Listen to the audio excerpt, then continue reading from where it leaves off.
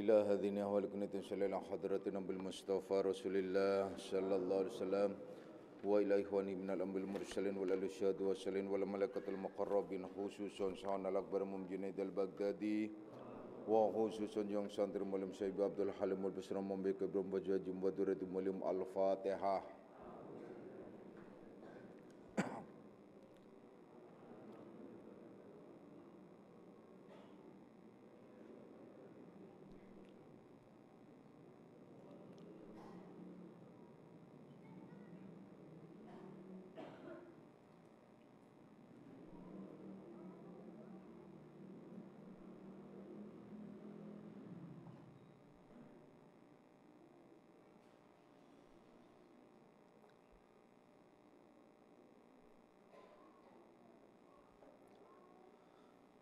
Assalamualaikum warahmatullahi wabarakatuh.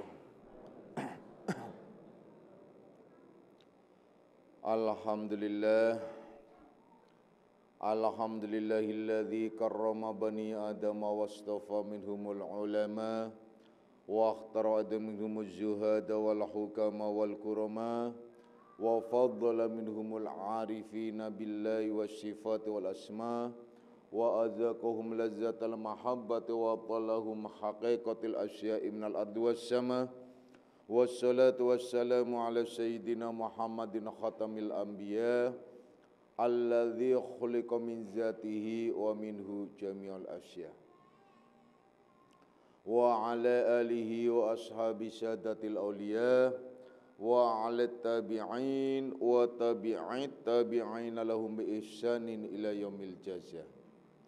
Subhanaka la ilma lana illa ma 'allamtana innaka antal alimul hakim wa la haula wa la quwwata illa billahil aliyil azim amma ba'du.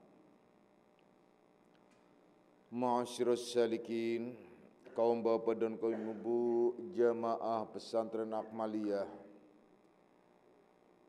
anak-anak rohaniahku semuanya, baik yang hadir di pesantren Akmaliyah maupun yang melalui radio online Akmaliyah, insyaallah mudah-mudahan di senja hari ini kita bersama-sama mendapatkan limpahan rahmah, maghfirah serta hidayahnya, amin ya rabbal alamin.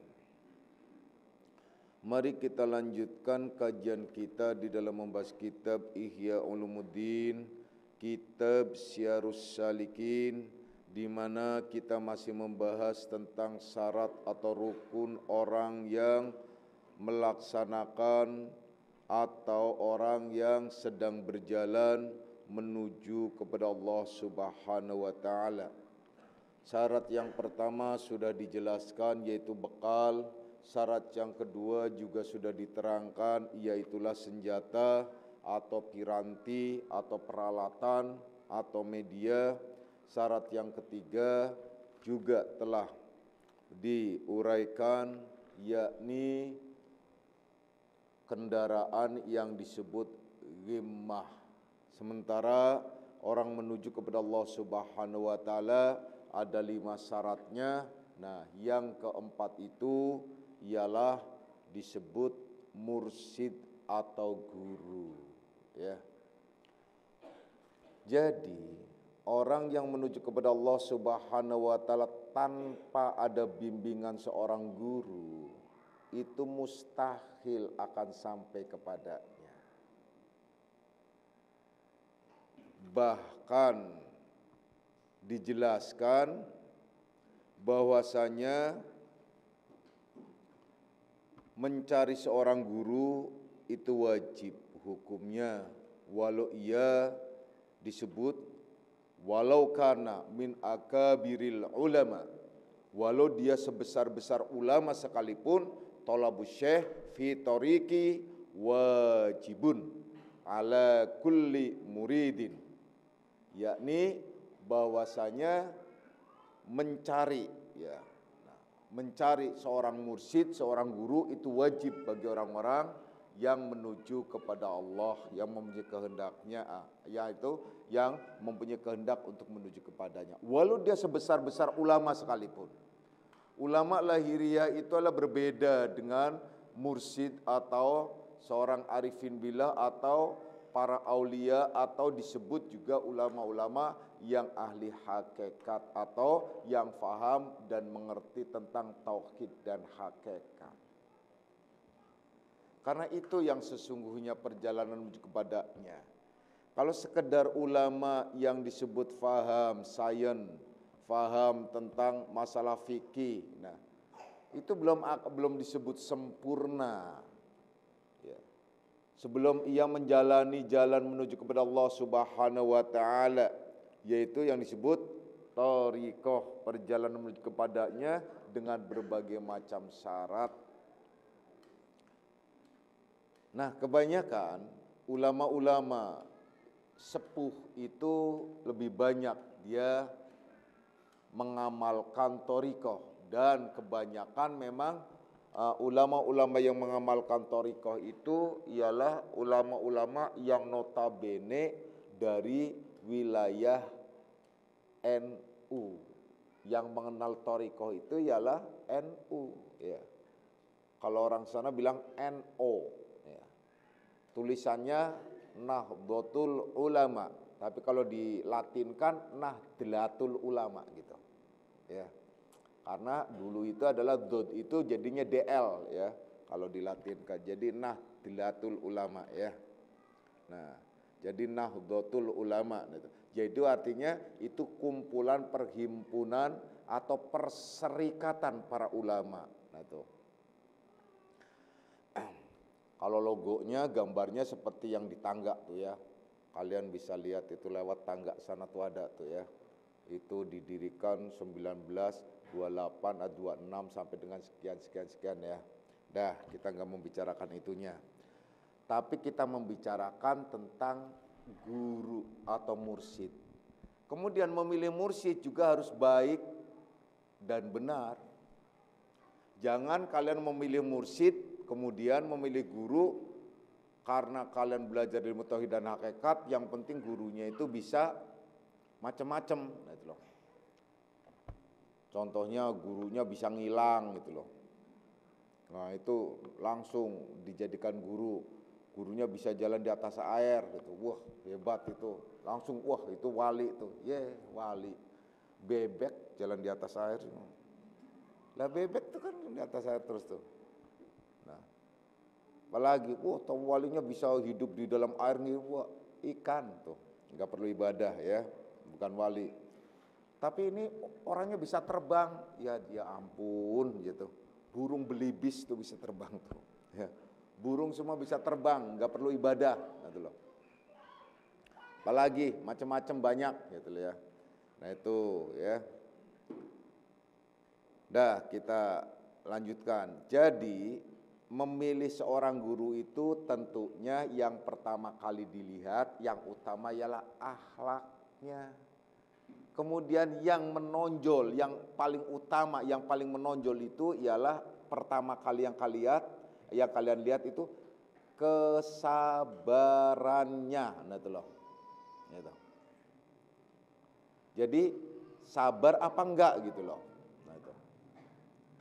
Karena diangkatnya seorang pemimpin itu lama sobaru, tatkala ia sabar. Jadi selama dia sabar, kalau tidak sabar nggak bisa. Jadi harus sabar. Sabar macam apa sih? Sabar di sini banyak pengertiannya, ya. Tuh milih guru tuh, kalian pilih guru pertama ialah akhlak. Yaitu dalam hal ini sifat yang paling utama sabar. Yang namanya guru tuh sabar. Kalau gurunya mencak-mencak, marah-marah mulu, ya itu bukan guru namanya, ya. Makanya saya sabar-sabarin lihat kalian tuh bawaannya sih pengen mites gitu. Tapi karena memang harus sabar, ya sabar-sabarin aja gitu. Gimana enggak kepengen mites coba? Baru saja dinasehatin, keluar dari majelis bertingkah lagi. Baru saja dikasih tahu, nggak lama. Berapa hari, masih mending hari, masih hangat hari itu juga melakukan lagi. Apa kalian saya nggak tahu? disangkanya saya itu adalah buta gitu. Insya Allah Allah memberikan anugerah kepada saya manakala saya membuka tirai-tirai ruhania saya, insya Allah kalian kelihatan semua. Jadi saat tertentu bisa jadi saya membuka tirai-tirai dan saya melihat kalian lagi nungging, kayak lagi apa, kayak termasuk lagi mandi pun saya, insya Allah saya paham dan saya tahu. Ya, itu salah satu contoh gitu loh. Ya kalau begitu Bapak tolong dong jangan dibuka tirainya kalau saya lagi tidur bareng, kagak deh ngapain ngintip gitu loh. Enggak, saya ngelihatnya apa? Ngelihatnya itulah saat kalian sedang berbuat maksiat, ibadah atau maksiat itu saja. Kalau sedang berbuat maksiat, ya saya lihat. Kalau kalian sedang berbuat ibadah, ya insya Allah seumpamanya. Kalau kalian melihat kalian melakukan berbagai macam seumpamanya, ya silakan saja. Kalau tidak malu terhadap Allah, itu saja. Ya, itu yang sesungguhnya. Itu anugerah, itu yang disebut basyiratul qalbi, sah-sah saja ya. Siapapun bisa diberikan anugerah semacam itu oleh Allah Subhanahu wa taala ya. Jadi tergantung channelnya dibuka gitu. Nah, oleh karena itu wahai anak-anakku semuanya perhatikan baik-baik ya. Jadi kalian memilih guru itu ialah mendatangi seorang guru itu.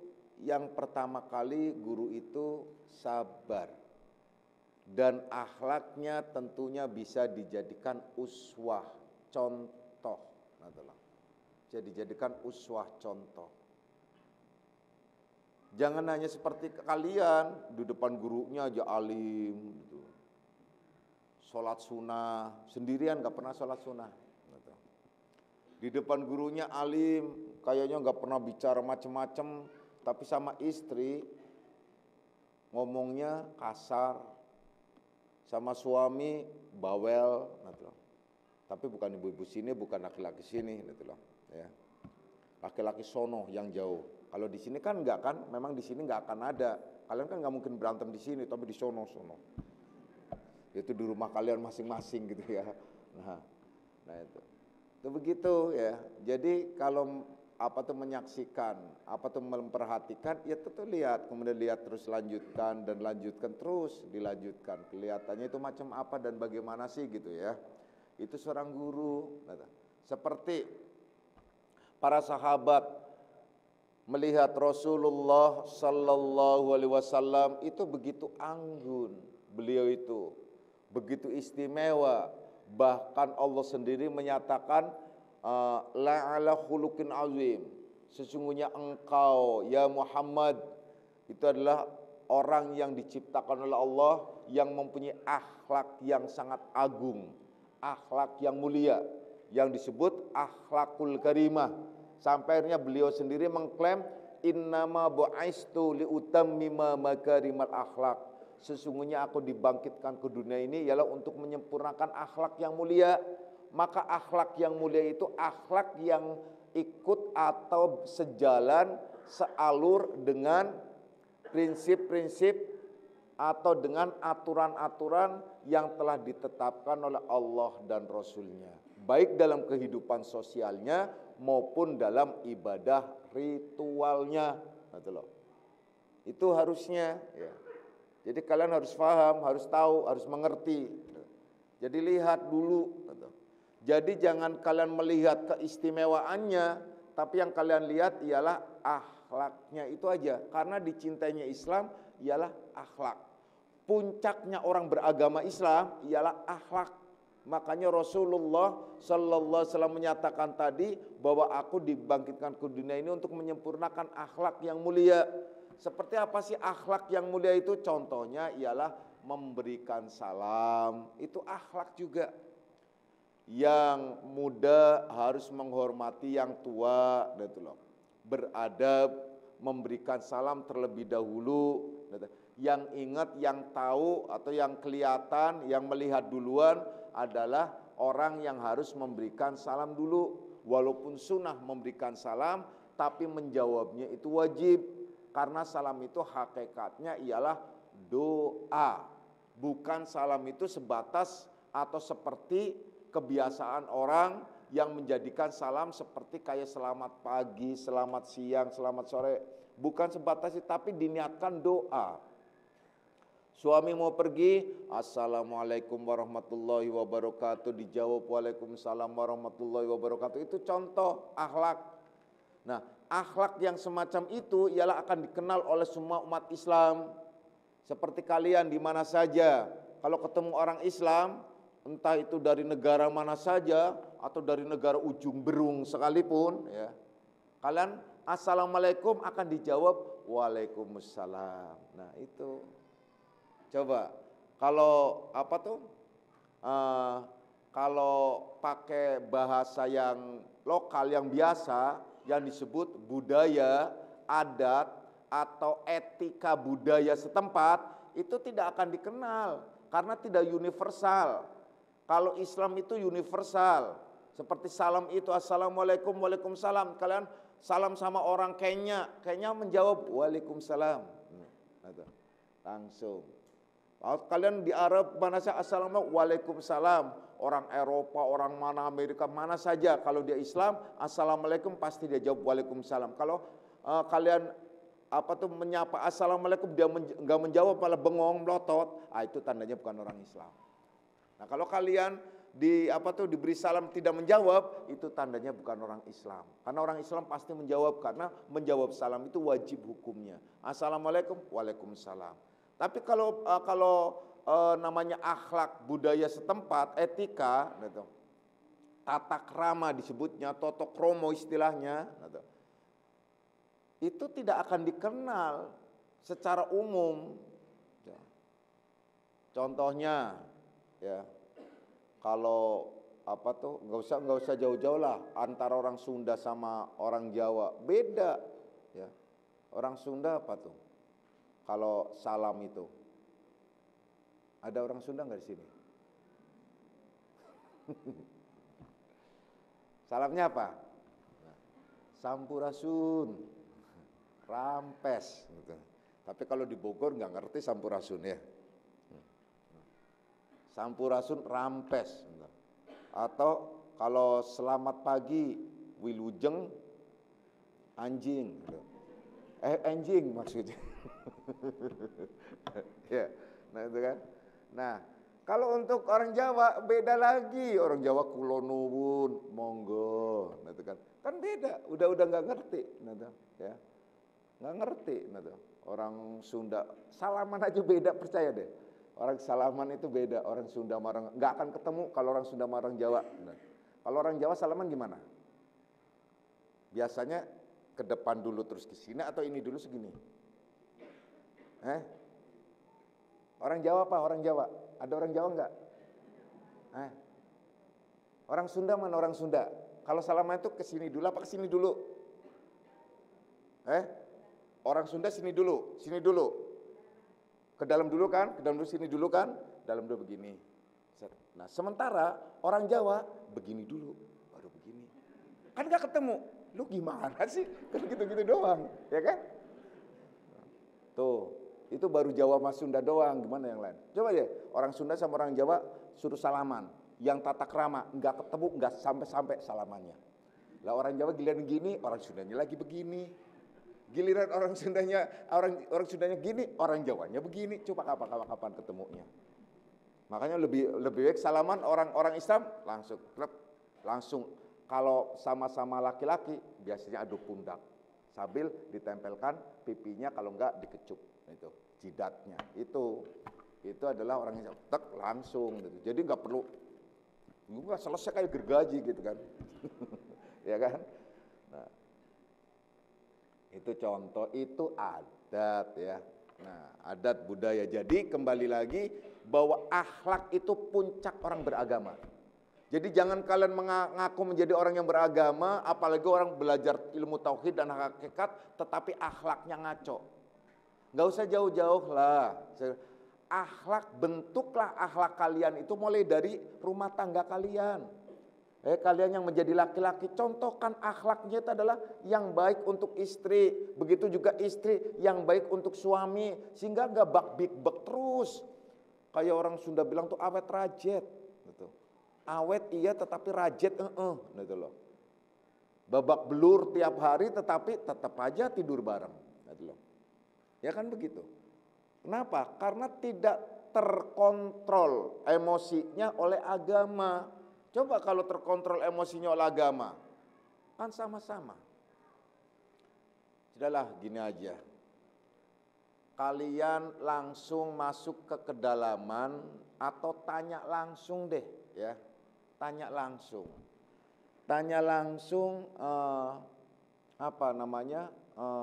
tanya langsung kehidupan Bapak dengan istri Bapak itu, coba dengan keluarga Bapak, coba kalian tanya.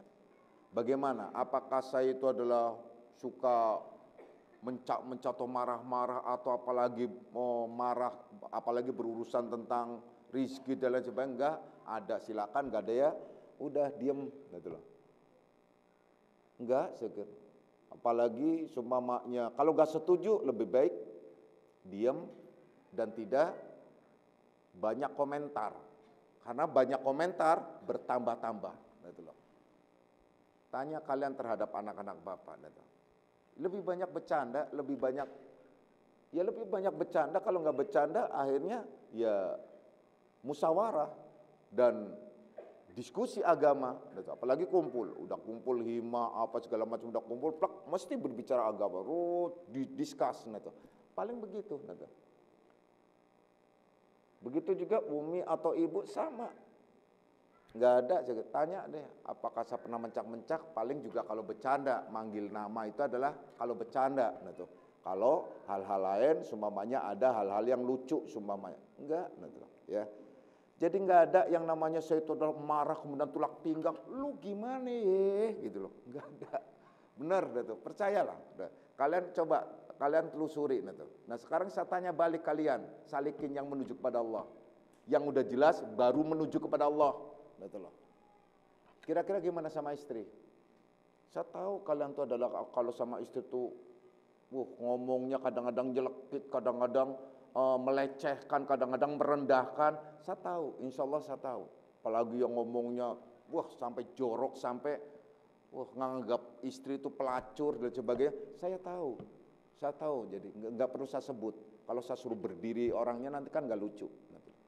Saya tahu persis di antara kalian. Bukannya nggak ada di sini banyak, gitu ya. Itu bukan akhlak itu namanya. Gitu.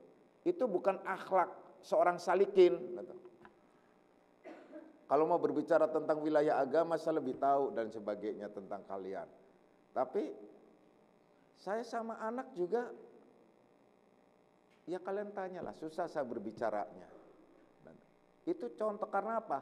Agama itu intinya ialah menundukkan hati menjadi tawadu, rendah hati. Gitu. Jadi rendah hati bukan rendah diri, rendah hati. Gitu. Andap asor.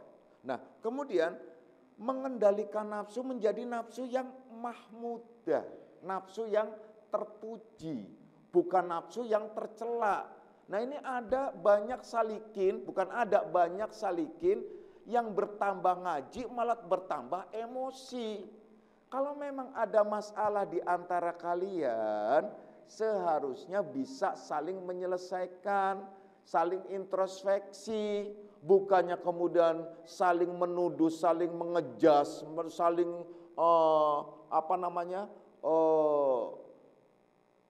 mengatakan atau ngata-ngatain atau saya itu sedih. Tahu kan kalian? Saya itu sedih kalau saya lihat murid-murid yang lagi di rumah, suami istri itu lagi berantem, saya itu sedih terus terang. Jangan kira Bapak itu adalah nggak nangis setiap malam, gitu. Ruhania dan wilayah batinnya Bapak tuh nangis karena apa? Sedih apa? Ngelihat kok iya ya, kok nggak paham ya?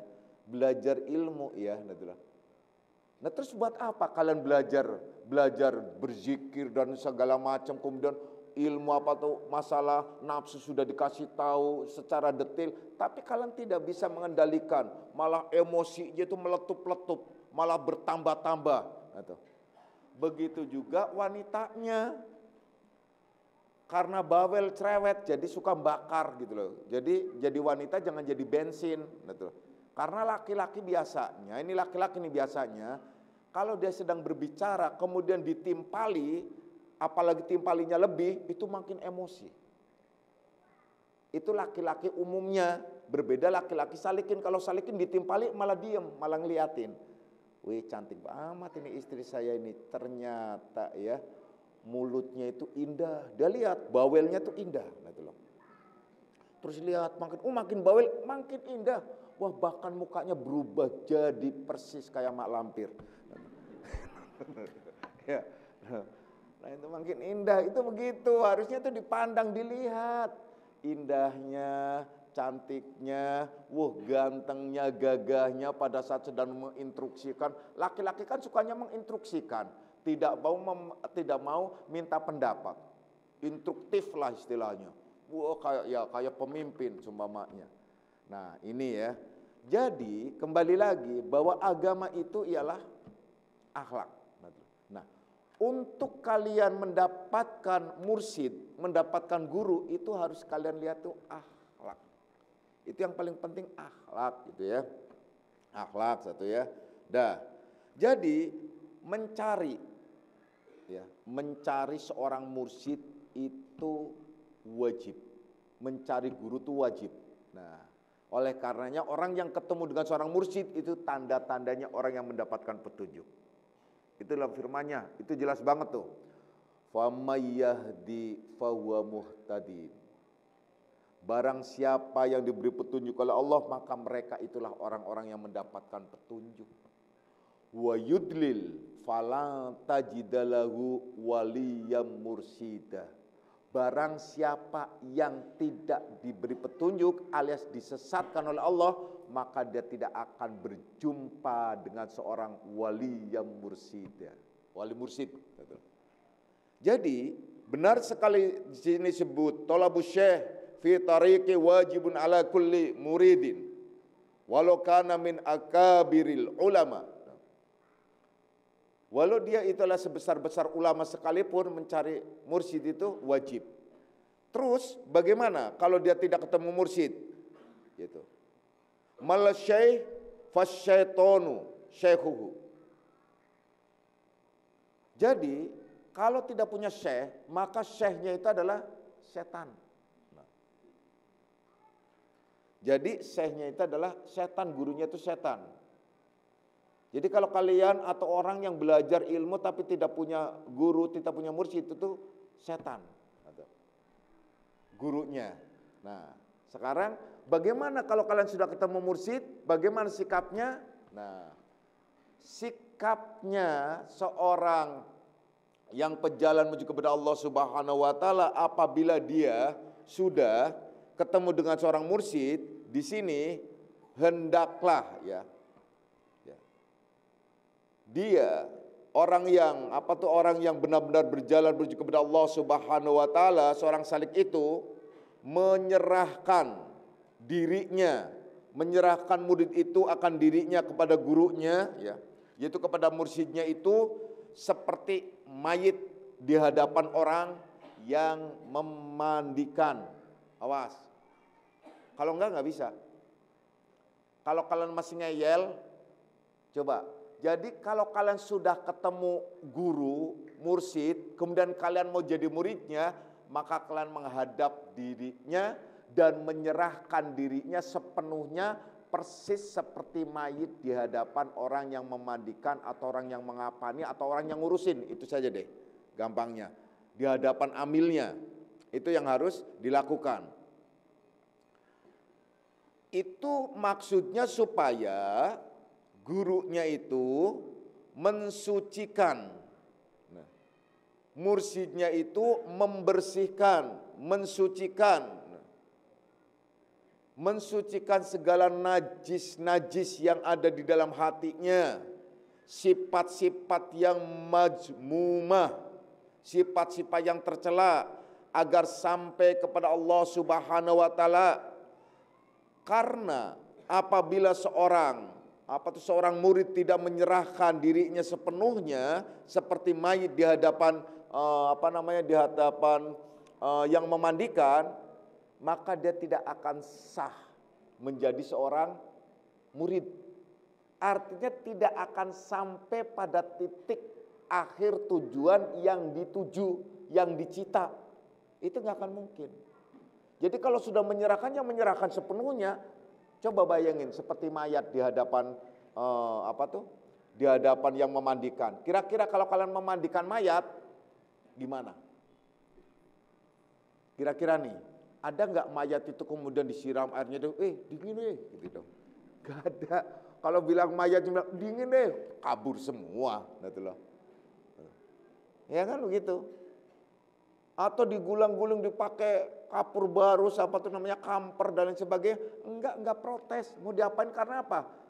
Orang yang memandikan, amil yang ngurusin jenazah itu tujuannya satu, ialah membersihkan segala najis-najisnya, segala kotoran yang di badan, ya, mengistinjakan, kemudian mewudukan dan memandikan yang disebut mandi janabat. Nah, itu loh. Dengan kata lain akan bersih kalau nurut. Tapi kalau mayatnya nggak nurut, ini bukan mayat, namanya mayat jadi-jadian. Nah, itu loh. Ya nggak bisa. Nah, kalau kalian menjadi seorang murid kemudian banyak protes, disuruh ini protes, disuruh itu protes, banyak tanya, sudah dikasih amalan, tanya, Pak, kalau ngamalinya begini boleh nggak? Boleh, silakan. Nah, itu loh.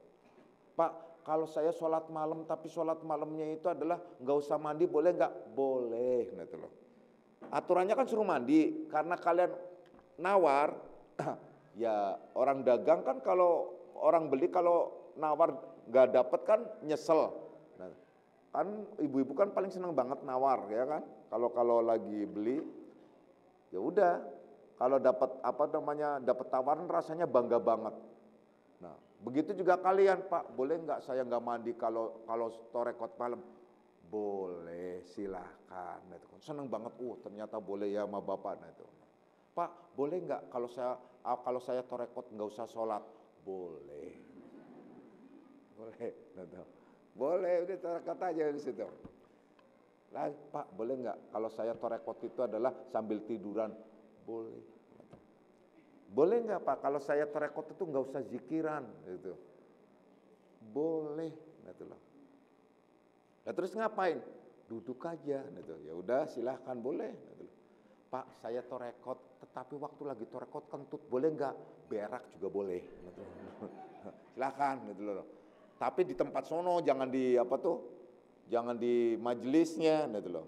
Boleh, daripada ditahan-tahan nanti jadi masuk angin sama perutnya melilit. Gitu. Itu boleh. Jadi seorang guru, kalian kalau meminta sesuatu terhadap saya, tawar-menawar dalam hal amalan, pasti saya bolehkan. Bener deh. Andai saja kalian, Pak, saya itu lagi malas sholat, boleh nggak saya nggak sholat? Boleh, silakan. Nah, Pak, boleh nggak saya nggak puasa sebulan Ramadan tapi nggak puasa? Boleh, nggak puasa. Nah, tuh. Pak, boleh nggak saya melakukan ini dan itu? Boleh. Nah, tuh. Lah terus gimana, Pak? Tanggungan dewe. Nah, tuh. Udah kan susah gitu. Nah, daripada ini boleh, saya nyaris nggak pernah mengatakan tidak boleh. Boleh, silahkan. Kalian mau apa boleh, gitu loh. Boleh. Tapi bukan berarti itu benar ya, awas loh. Bukan berarti itu benar. Tapi saya hanya membolehkan, gitu loh. Tapi bukan berarti itu benar, gitu. Bukan berarti itu sempurna apa yang diamalkan, gitu. Pak, saya lagi puasa kekah, kemudian saya zikiran. Ternyata saya lupa zikirnya, nggak apa-apa. Oh, ternyata saya juga lupa puasanya, Pak. Wih, nggak apa-apa. Tapi saya lupa puasa sampai 3 hari. Wih, nggak apa-apa banget, selamanya juga nggak apa-apa. Orang nggak wajib ini kok puasa akikah, kan sebagai contoh begitu. Nggak apa-apa. Tapi sah nggak, Pak? Sah, gitu aja. Oh, berarti udah nggak perlu ngulang lagi? Nggak usah. Nah, itulah. Boleh puasa lagi enggak? Boleh. Ya udah, bolehin terus aja. Nah, itu contoh itu. Jadi kalian mau nawar apa? Ayo, saya kasih semua. Gitu. Pak, saya mau jadi murid Bapak, tetapi saya nggak mau ngaji di Akmali, yang ngajinya online aja. Boleh. Gitu. Silakan. Online aja deh, Pak, terus-terusan. Boleh. Nggak apa-apa, silakan. Gitu ya. Pak, saya mau jadi murid Bapak, tapi tolong dong saya supaya nggak usah sholat, nggak usah puasa, nggak usah. Boleh banget, silakan. Boleh. Enak kan? Aman, enak loh. Terus saya nanti masuk surga nggak? Ah, itu lain persoalannya. Ya.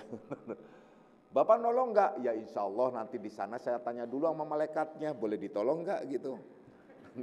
Kan begitu, ya.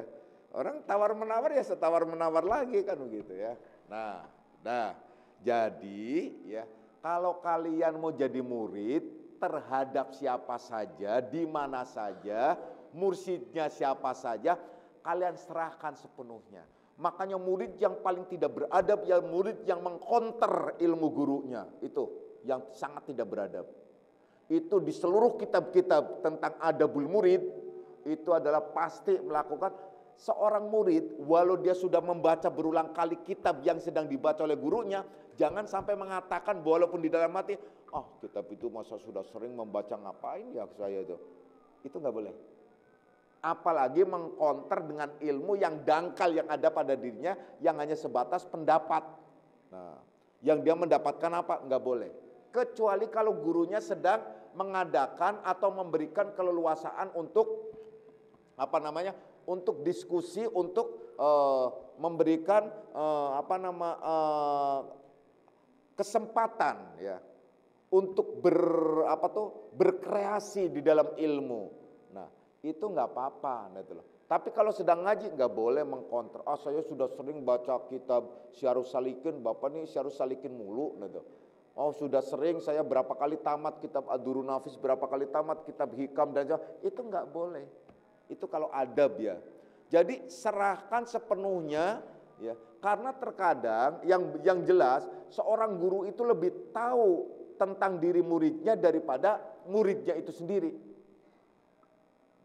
Sebenarnya sederhana sih. Kalau logikanya, kalian itu lebih tahu tentang kekurangan teman kalian ketimbang kalian tahu tentang kekurangan diri kalian. Itu biasanya begitu, ya. Makanya kalau kalian ingin tahu kekurangan diri kalian, maka salah satunya ialah dekat dengan orang yang benci pada kalian. Orang yang benci pada kalian pasti akan mengeluarkan kata-kata kritikan-kritikan tentang kekurangan diri kita. Yang walaupun itu benar, gitu, ya. Itu salah satu contoh. Jadi mencari seorang mursyid itu kembali wajib, tapi setelah ketemu kalian serahkan sepenuhnya. Kal mayyit, bagaikan mayat di hadapan orang yang memandikan. Saya serahkan sepenuhnya, gitu loh. Kemudian silahkan mau diapakan, mau diobok-obok, mau diapain hatinya supaya bersih dan sebagainya. Ya itu seperti memang memandikan begitu.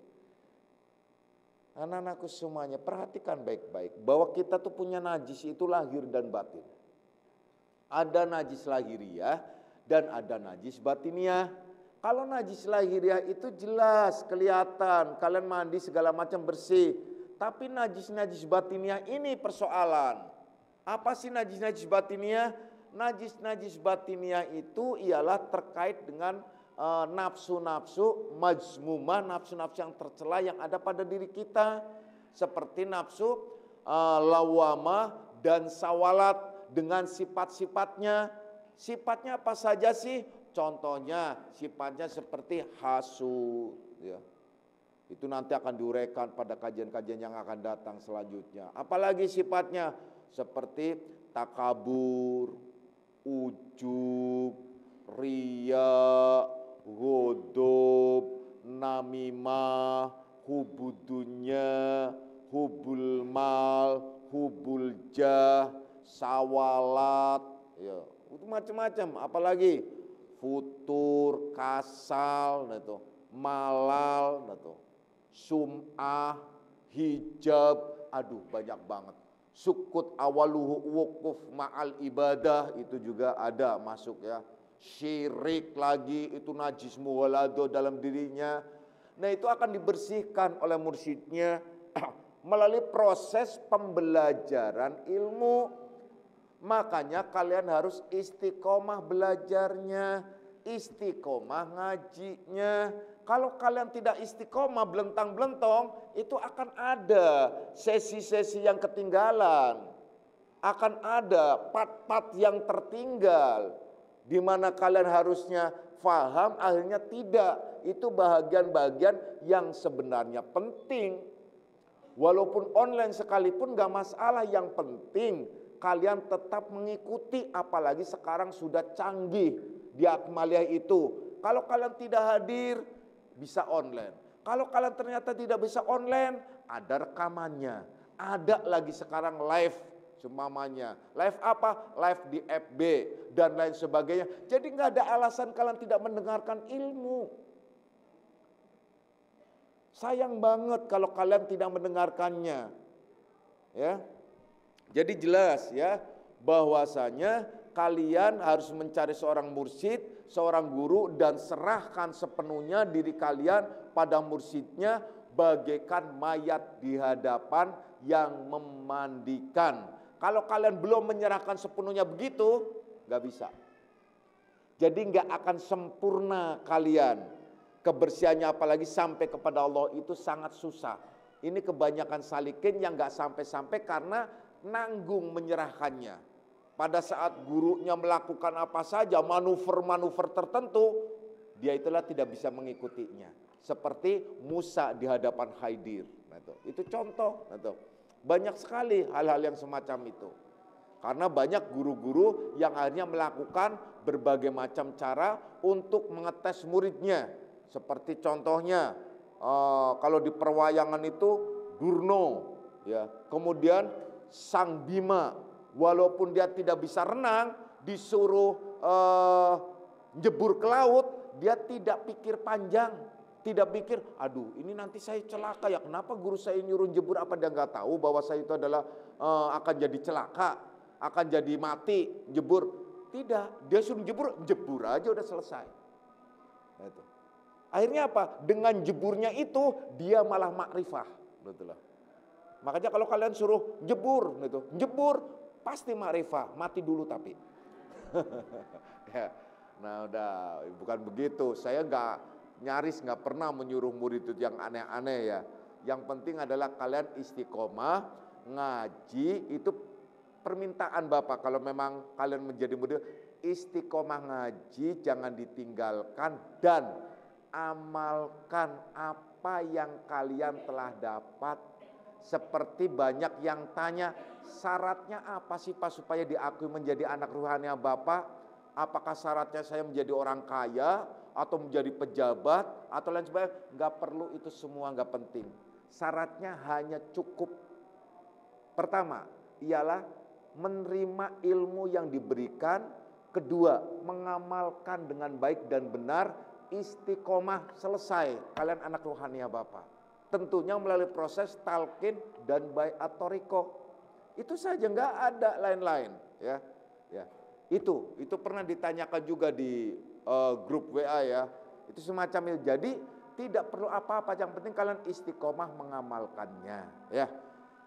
Anak-anakku semuanya, jadi jelas, cari seorang mursyid harus baik dan benar. Kemudian yang kelima, insya Allah kita kajian yang akan datang ya, karena sudah dengar Isya ya, azan Isya.